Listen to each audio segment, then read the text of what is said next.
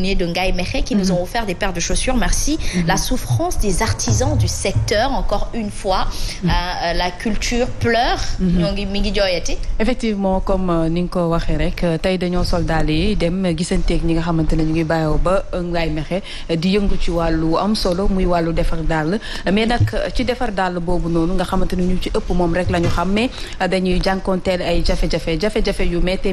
par rapport ak seen liggéey am na ñoo xamante ne sax finalement dañoo reconvertir dem dawali ji ay jakarta ñeneen ñi defi leneen parce que liggéey bi moom moo doxatul na mu war a doxo ña leen waroon jàppale xëy na naam ca ndorteel ba doon nañ ko def mais tey jii li ñu gis moom moo di rek accompagnement comme ni ñu doon waxee sànq moom moo des ci yenn domaine yu mel ni domaine artisanat bi parce que en 2014 gis nañ aussi que ne le chef de l'État était parti là-bas ñëpp ngi ñuy fàttaliku bi mu lancé foofu à Ngaye affaire bi ba ñëpp wax ne consommer local na ñëpp di jëf li ñuy jëfandikoo li ñuy defaree fii ci réew mi mais ba tey ji am na loo xamante ne des na si biir looloo waral Samba Thiam jóge ba Ngaye Mékhé ñëw diis ñu li nga xamante ne moo di jafe-jafe yi muy jànkoonteel ci métier bi rawatina képp ku nekk foofu ca zone boobu bu fekkee élément bi yemb na avec la complicité de la régie Mam Sidi ak Bakary ñu seetaan ko daal di dellu si waat ci plateau bi.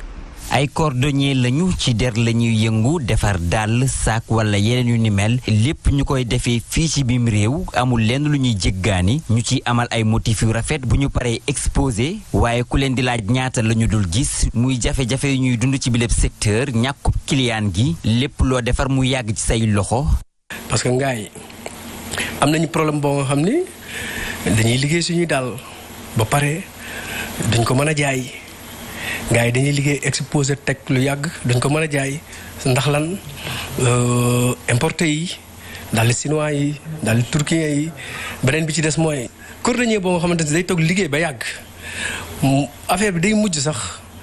wàcc la muy def dem dawale sax jakarta bi taxawaay bi nga xam ne moom la war a taxaw dëgg ci artisan yi ci délai bi xëy na peut-être commencé woon na ko parce que année 2014 n'est-ce pas Macky Sall ñëw na foofu convoqué tous les artisans foofu ci Ngaye pour ñu fekk ko foofu def fa journée bu am solo mais nag après dañ ko exploité wul. ku mënul gis client importé dina la jafe lool loolee ñëwaat tegu ci lu ñuy dund. dugg ci artisans yi dafa wutal leen ay financement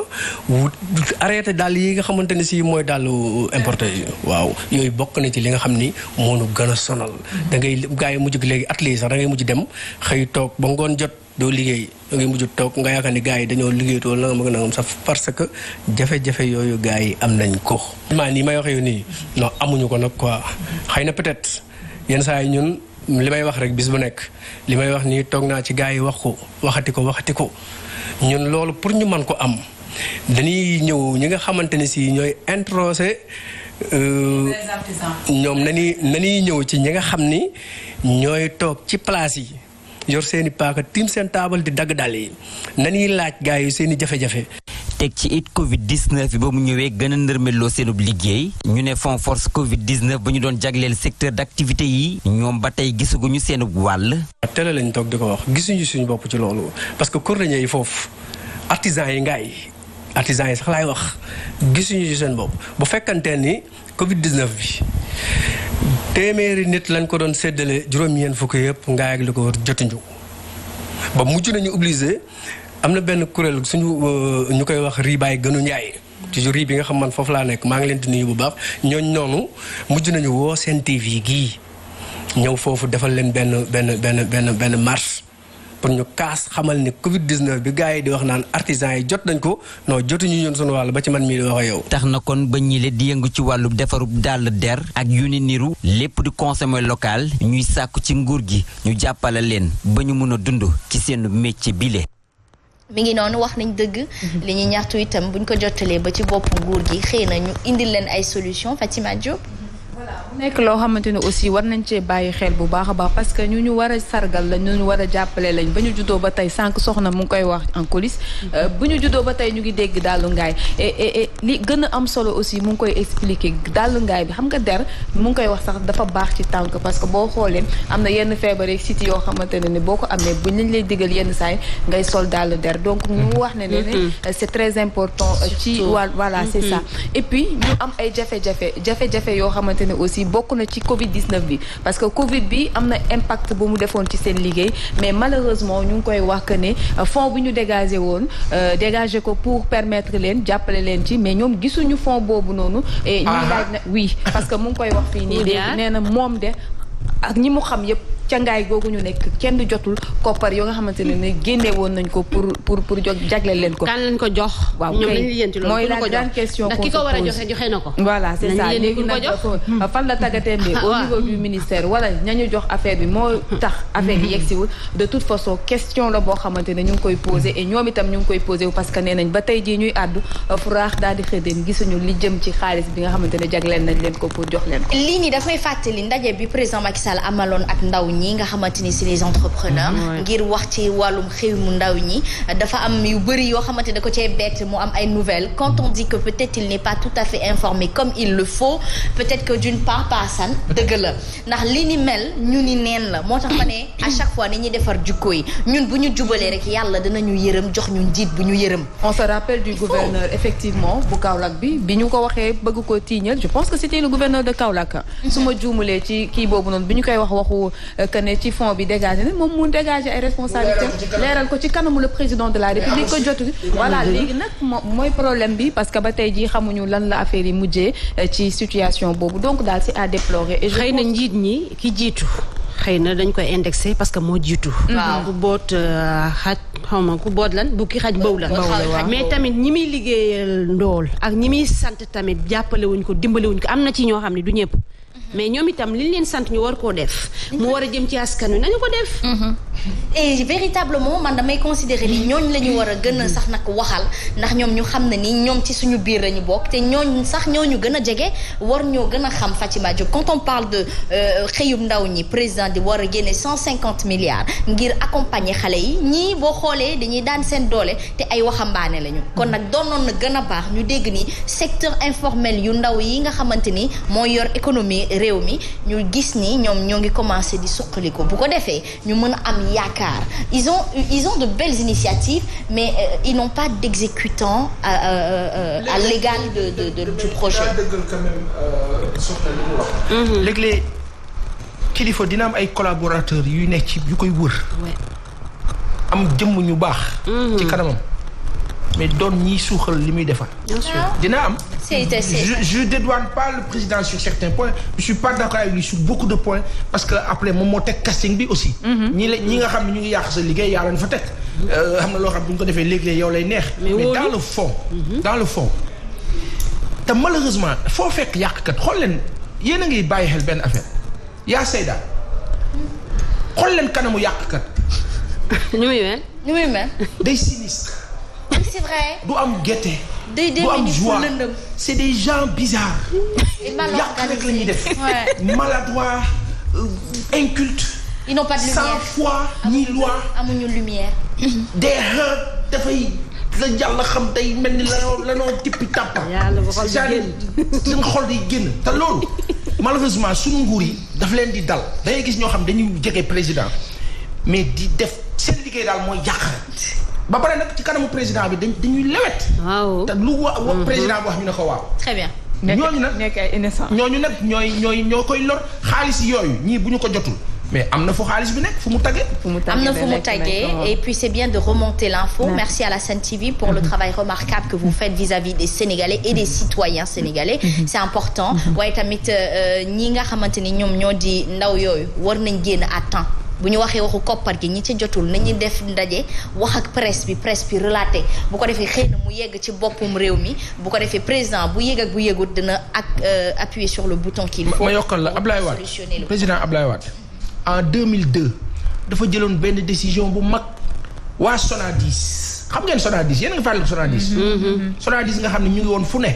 ñu xeex leen daan leen wàcc leen ñëw teer ak fii tey ak ay exclusive ak ay Auchan kenn xamul Sonadis. nguur gi daa xam ne tegoon dégg nga wax bi ba Sonadis wàccee ña fa newoon ñu war leen fay ak nangam ak la ñu war a am ak la ñu warta am Abdoulaye Wade jël décision bu forte gis situation bi Wade lépp lu mu gisoon lu am problème bu ko yëgee jéem na ci propose solution mais collaborateur yi est-ce que xam nga ni ñooñu ba tey ba sànq lañ leen waroon jot ba tey ba sànq ak benn terrain boo xam ne dañ koo am kilifa bu ko jël jaay ko à leur insu yooyu noonu mais ñooñu yooyu moo sonal après nag le président bu fekkee mu ngi ci kaw te yu bëri emmagasiné wu ko joxe naa instruction jàll ci leneen finalité bi mais yow la ñuy ŋàbb moo tax seen casting dañ ko war a xool bañ a dem ci ñu leen di wër parce que yàgg nañu mais ñu leen di wër parce que nite nañu. mais wóolu xam nga wóolu mooy yóbbu nit aljana yàlla li mu digle nga koy def rek wóolu. xamoo ba xam ni nga koy defee baax na wala baaxul. mais ñoom ñi ñu wóolu jox leen kàddu wala jox leen confiance ñoo war a doxalee noo xamante ne si yow da nga ciy gis sa bopp ma gis sama bopp. voilà justement Rokhaya nee nga sànq dalu ngaay yi c'est très bien mais il y a toujours les finitions qui laissent à désirer. effectivement Asma am na ci yenn machine yoo xamante ne ak yenn produits yoo xamante ne il faut que ñu yombalal leen ko pour que ñoom ñu mën ko liggéey parce que daal li der lañ koy defaree Fatima te der bi dafay bàyyi benn xeet ndax boo duggee si boutique yi da ngay gis que ni am na ay xeet yoo xamante ne der bi moom moo koy dégager loolu yëpp ci traitement bi la laaj te traitement bi dafa war a jaar usine donc loolu yëpp mu nekk chaîne boo xamante ni il faut ñu jàppale leen il faut que ñoom ñu xeetu talon yi ngay sol Asma ñoom mënuñu la ko defaral pourquoi mënuñu ko defar pourtant lépp mën nañ ko defar nañ leen jox li nga xamante ne mën nañ ci sukkandiku pour mën a génnee yooyu xeetu talon yu baax yi donc kon bu yàggee dootoon namati Louboutin local ngay am te pourtant dafay dëgër comme li soxna wax mu am na avancé daal yi da nga koy sol talon bi léegi dañ la koy defaral parce que moo ko doon di expliquer am nañu ay machine am nañu ay produits yu ñu ciy def bu amee tam bareetul mu ngi changé am na ay avancé yu bari bari par rapport à ça même talon yi léegi parce que nee nañ mu ngi koy wax ne parce que xam nga der dafay yóbbu da daan def boo ko defee couleur yenn saay bu ko nit daan sol mu yóbbu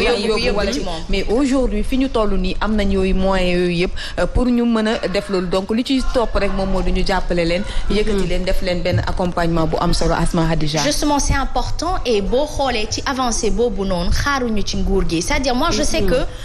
Papa Sane lépp ci ndoddu nguur gi lañ koy xaar moom mu doxal ko mais su fekkee ni man danga ma jig ndékki joxoo ma lay xaar di la séntu añ joxoo ma reer boo tëbee nga ne ma njogonal dinaa la jox mbaa reer sa njogonal jot nga ne ma dinaa la jox reer du ma la bàyyi xel damay demal sama bopp nga xam naa ni xëy na naam su ma toogee di la xaar sama kàttan dinaa jeex danaa fande te bu boobaa mara dee MC moo tax à chaque fois ci samay kàddu damay fexe rek ba nit ñi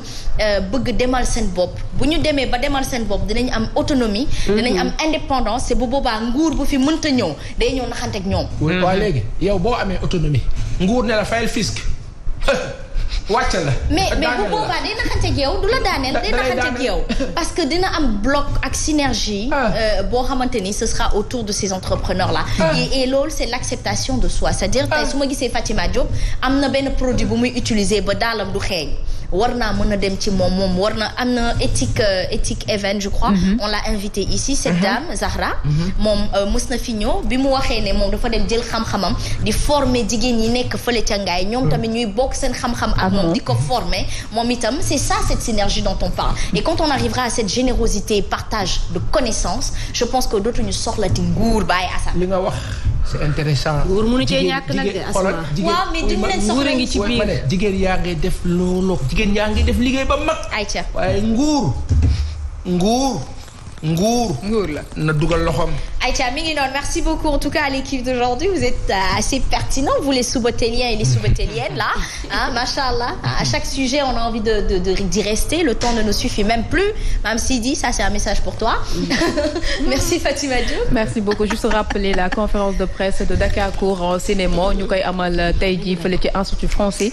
ci teewaayu directeur bu cinématographie bu Sénégal Germain Coly muy Molikan moom mooy organiser boobu manifestation fas yéene am du 6 au 11 décembre inchallah fii ci Sénégal muy rendez-vous bu mag a mag